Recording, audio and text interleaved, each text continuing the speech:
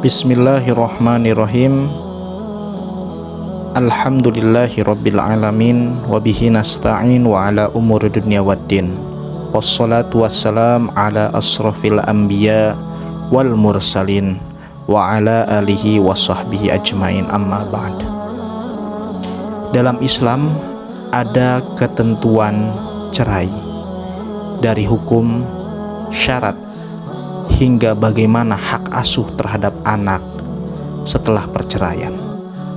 Insya Allah kita akan bahas di channel ini. Syukur alhamdulillah kita bisa bertemu lagi di dalam keadaan sehat walafiat. Semoga Allah subhanahu wa ta'ala senantiasa mengampuni segala dosa-dosa saudaraku semua. Dan semoga Allah subhanahu wa ta'ala menjadikan setiap kesehatan menambah kepada ketaatan, dan menjadikan setiap kewajiban-kewajiban yang telah Allah berikan bisa kita tunaikan secara sempurna, paripurna. Saudaraku yang dirahmati Allah, ketika rumah tangga tak lagi bisa dipertahankan, maka perceraian menjadi pilihan. Lantas seperti apa hukum, aturan, dan syarat sah dalam Islam dalam perceraian? Tentunya setiap pasangan pernah merasakan adanya permasalahan dalam rumah tangga, dan permasalahan ini adalah suatu sunnatillah, ketentuan dari Allah subhanahu wa ta'ala dari setiap rumah tangga yang dibangun. Ada yang berakhir baik dan justru semakin memperkokoh rumah tangganya. Namun ada juga yang permasalahannya semakin kompleks dan tidak terselesaikan, yang bahkan berakhir dengan perceraian. Perceraian atau bisa juga disebut talak dalam Islam adalah pemutusan hubungan suami istri dari hubungan pernikahan yang sah menurut aturan agama Islam dan negara.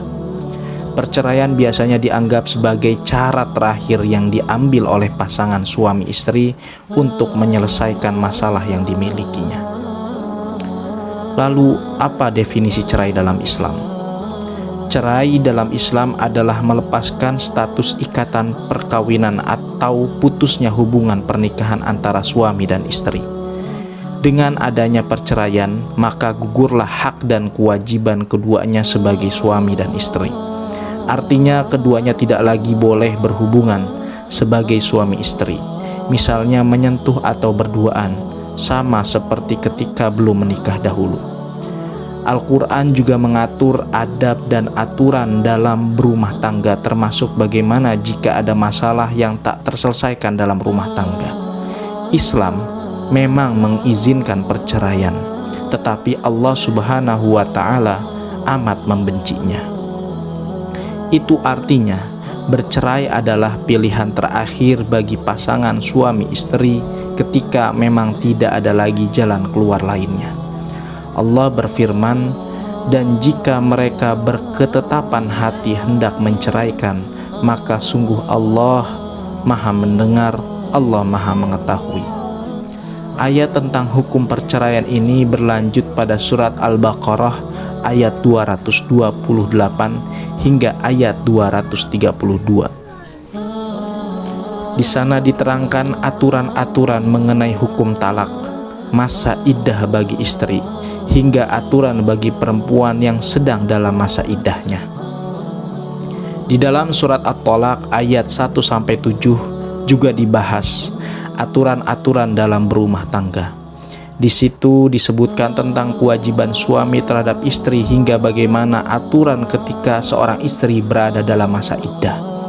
Dari beberapa ayat tersebut diketahui bahwa dalam Islam perceraian itu tidak dilarang, namun harus mengikuti aturan-aturan tertentu. Tentu saja aturan-aturan ini sangat memperhatikan kemaslahatan suami dan istri dan mencegah adanya kerugian di salah satu pihak. Adapun jenis-jenis cerai dalam Islam, berikut ini adalah jenis-jenis cerai dalam Islam yang bisa dibedakan dari siapa kata cerai tersebut terucap. Yang pertama adalah cerai talak oleh suami. Perceraian ini yang paling umum terjadi, yaitu suami yang menceraikan istrinya. Hal ini bisa saja terjadi karena berbagai sebab. Dengan suami yang mengucapkan kata talak atau cerai pada istrinya, masa itu juga perceraian telah terjadi tanpa perlu menunggu keputusan pengadilan. Ada beberapa bagian dari talak ini, yaitu talak raj'i. Pada talak raj'i, suami mengucapkan talak 1 atau talak 2 kepada istrinya. Suami boleh rujuk kembali dengan istrinya ketika masih dalam masa iddah.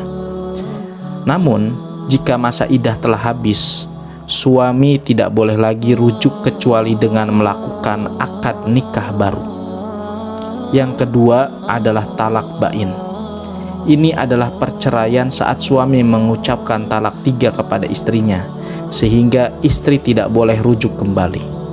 Suami boleh rujuk kembali jika istrinya telah menikah dengan lelaki lain dan berhubungan suami istri dengan suami yang baru. Istri perlu bercerai dahulu dengan suami barunya dan menyelesaikan masa iddahnya. Karena agar apa? Agar suami berpikir dan pertimbangannya lebih matang untuk mengucapkan talak. Kemudian yang ketiga ada talak sunni. Ini terjadi ketika suami mengucapkan cerai talak kepada istrinya yang masih suci dan belum melakukan hubungan suami istri saat masih suci tersebut. Kemudian yang keempat ada talak bid'i. Suami mengucapkan talak kepada istrinya saat istrinya sedang dalam keadaan haid atau ketika istrinya sedang suci namun sudah disetubuhi. Kemudian yang kelima adalah talak taklik. Pada talak ini suami akan menceraikan istrinya dengan syarat-syarat tertentu. Dalam hal ini jika syarat atau sebab yang ditentukan itu berlaku, maka terjadilah perceraian atau talak.